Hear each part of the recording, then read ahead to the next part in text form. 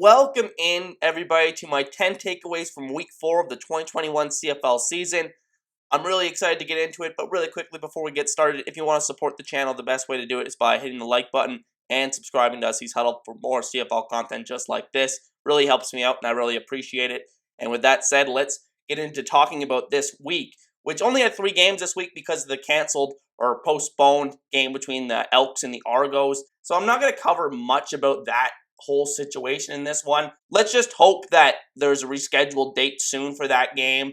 But on the plus side, we get to go more in depth on the 3 games that we did see in Week 4, and I'm really excited to get into it. And with that said, let's start with number 1. The TICATS just won, baby. It wasn't a perfect performance by the TICATS in this game, but they played smart football in all 3 phases against Montreal. They didn't turn the ball over, that kind of thing. Defensively, they stopped the run consistently, put them in really great positions on second down. They also sprinkled in a few big splash plays, such as the incredible kick return on the opening play by Frankie Williams that really set the tone for their performance in this one. And Dane Evans at quarterback, starting his first game of the season, provided a splash for this offense despite missing some easy throws that I think otherwise he should have made. There was one play that he missed a wide open Brandon Manx that would have been a touchdown. So there's still a lot to work out with this TICATS offense, but the fact that they were able to play so well, but play competently in this game and, blow out Montreal like they did was impressive, and it gives them some really good signs going forward that this team is going to get on the right track, and once they start clicking, they're going to be one of the better teams in the CFL. So like I said, it wasn't the best performance by Hamilton, but they found a way to avoid that 0-3 start, which was so crucial, and now they're going into the Labor Day matchup against Toronto, and I'm really, really excited to see how that turns out. And like I've been saying, this has the feel of a team that can actually go on a run the last half of the season. They have 7 of their last 11 games at home, and this team went 9-0 in 2019 at home. So we'll see how that goes. Number 2, welcome to the CFL, Stephen Dunbar Jr. So one of the big questions with the TICATS the first few weeks of the season was this wide receiver depth chart behind Brandon Banks because of all these injuries that they had. So former Grey Cup MVP Devere Posey, former 2019 All-Star Braylon Addison, both out. They really needed somebody to step up because Banks really wasn't playing well for this offense, and they really found that in Stephen Dunbar in Week 4 against Montreal. It was very impressive. He's a big body kind of receiver. One that really, the TICATS, even when everybody's healthy, they were missing in this offense because they don't have that big body guy that can win those tough contested catches. They mostly have those smaller kind of receivers that are really good in the middle of the field and finding space in the zone and whatnot. But Dunbar looks like he gives this offense a little bit more of that size element that could be very useful down the stretch this season, and looks like quite a find. Even though it's just one game, it looked very impressive. He was really, without him, they don't win this game probably against Montreal. So it was very, very impressive, and he's a guy that the TICATS really should utilize until these guys come back, and I'm really excited to see how that goes the rest of the season. Number 3, this Montreal offense has no flow right now. Honestly, really, really disappointing back-to-back weeks for Montreal. Really has sunk my confidence and most people's confidence in this team. They just look like they have no consistency right now on offense. And on defense, they're kind of what I expected them to be. They look a little bit better, but they still have a lot of holes. And, the defensive line, the pass rush looks a lot better than it did last season. But I think the secondary, linebacking core, they still have a lot of questions. That's not the main problem with this team right now, though, because offensively, which is supposed to be the Alouettes' strength, they're not consistently picking up first downs. And I think a lot of it has to do with the way the play calling is being used. And obviously, Vernon Adams, the quarterback, is just not playing the way that we're used to seeing him playing. He's hovering around that 50% completion percentage the last couple of weeks, and I think on the season he's in the low 50s, and that's just not a sign. You just never want to see your quarterback be in the 50% range as a completion percentage. So really, really bad last couple of weeks here for the Montreal Alouettes on offense, and I think the main issue is they're not getting any easy yards. The short passing game has not been existent really at all. It looks like they're really struggling to find those in-rhythm throws, and Adams is just not seeing the field very well. He's holding the ball too long, and he's looking too much for the big play. I know everybody wants to see the big play, and that's what makes Vernon Adams so exciting, but in order to stay on the field in the CFL, you have to hit a good amount of those short passes to really move the chains, and Montreal's just not doing that. They're not creating a flow for their offense. Part of it could be coaching, part of it could be Adams not making the right reads, but honestly, this is kind of a trend, because in the first couple of weeks, they weren't really doing this as well, but the difference the first couple of weeks was that they had a good running game, and William Stanback was picking up yards. I think he had 80-plus yards in both of the first couple of games for Montreal, but he really got shut down this week by Teddy Laurent and company in the middle of that TICATS defense. So with that running game shut down, it really showed that this offense is very big play dependent, and they're really going to have to fix that going forward, I think, if they're going to consistently win games. Luckily, they have a pretty easy schedule coming up here with 4 games against Ottawa, the last 11 games of the season. So we'll see how it goes for them, but I'm pretty concerned with how this Montreal Alouettes offense is playing right now. It has no flow whatsoever. Number 4. BC has a great linebacking core. Definitely one of the position groups in my CFL roster reviews that I undervalued the most this year. I think I only had them like 7th or 8th best linebacking core in the CFL, and they really have overachieved that so far this season. The 3 offseason additions of Anthony Chaffee at strong side linebacker, Bo Lacumbo at weak side, and Canadian Jordan Williams in the middle has looked brilliant so far. Williams had a beautiful interception in this game, really read the quarterback's eyes, but I think even before then, Williams is really showing himself worthy of being the number 1 pick from the 2020 draft. Where he's just this incredibly athletic player. So I think it's safe to say that BC has found a stud right there in the middle of the defense. He looks like a true, I think the term is thrown around a lot, a ratio breaker. I think he actually really does fit that definition as one of the potentially best Canadian players in the league going forward.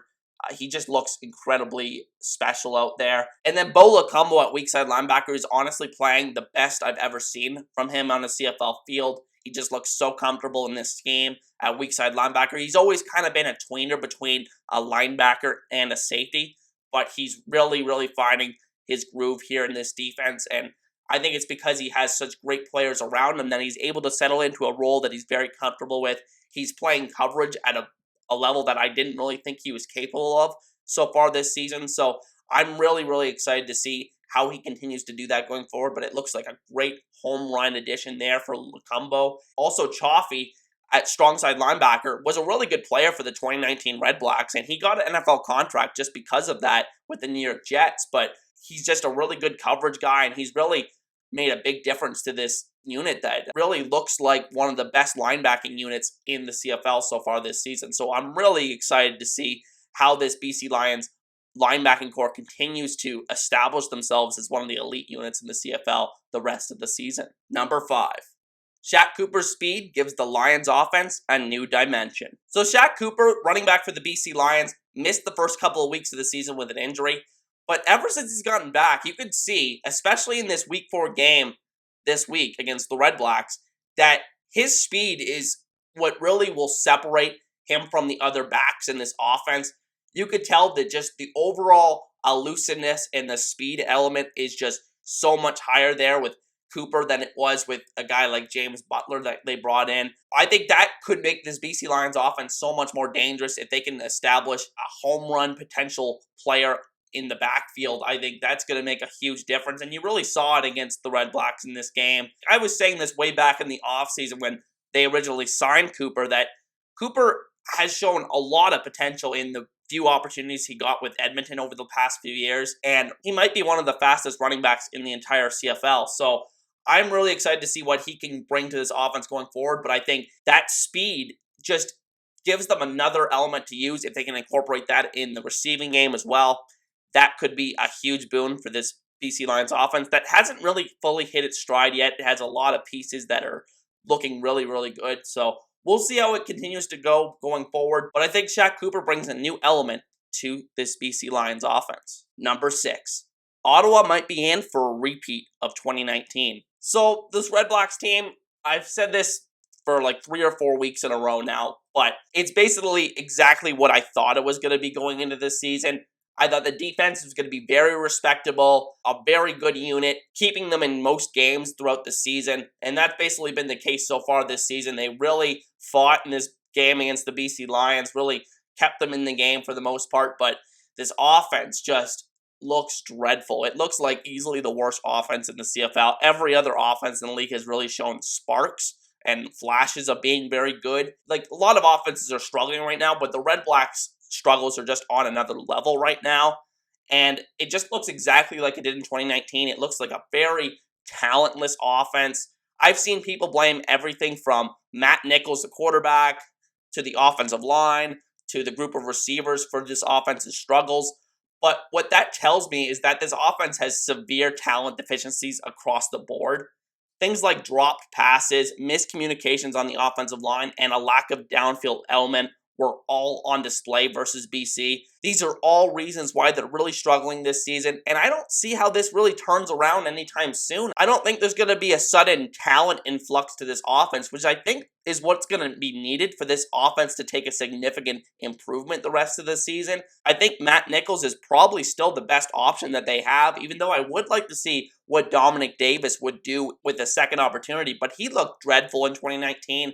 And we'll have to see how this offense continues to try to, get something going the rest of the season. But I'm just really pessimistic about their ability to do that at this point. Number 7. The Bombers may have solved their kicking issues. So this one will be a quick one, but I think the big question going into the season was the retirement of Justin Medlock, who was routinely one of the best kickers in the entire CFL, and what that would mean to the Bombers and both their punting and their place kicking ability. And this was really, really tested this week when Mark Leggio, the rookie, was entrusted with both the punting and the kicking duties after the injury to Tyler Krapina. Leggio, he struggled early on. He had the missed extra point after the Bombers' first touchdown.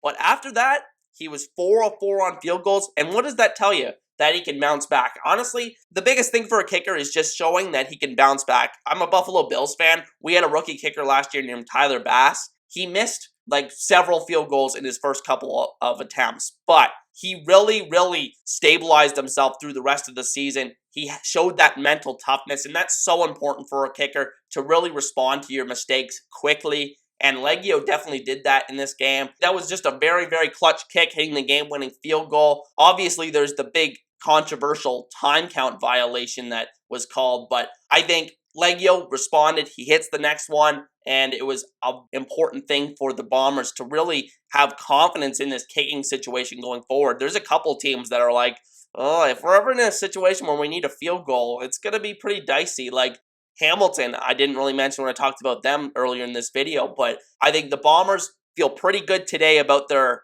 kicking situation, and we'll see how that goes going forward. Number 8. Winnipeg's offense has yet to hit their stride. Winnipeg gets Andrew Harris back in the fold for this game, and, he looked really, really good. I think considering that it was his first game of the season, he's 34 years old, he looked very good. He didn't really break off too many plays in the receiving game. He only had 2 catches for under 10 yards, so pretty much a non-factor there. But I think that will pick up as the season goes on. I think that Winnipeg really, really hasn't hit their stride yet on offense because there's too many drop passes in this receiving core.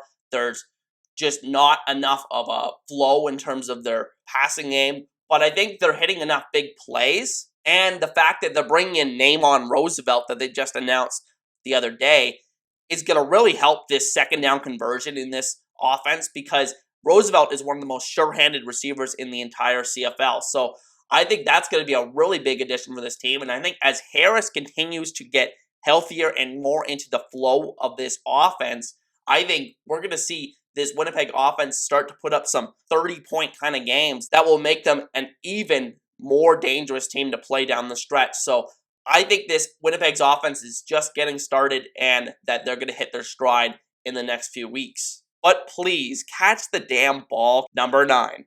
Calgary somehow unearthed another gem at quarterback. So basically, ever since I've started watching the CFL, Calgary has always been a really good team, and it kind of looked like they were starting to fall off early this season, and they're still 1-3, don't get me wrong. They're 1-3 so far this season, but I think in terms of losses go, you got to feel pretty confident about this team going forward after the way that they played against Winnipeg. They really should have deserved a better fate in this game, put themselves in a position to win. But unfortunately, Rene Paredes, usually a very reliable kicker, misses that field goal with a chance to win the game on the final play.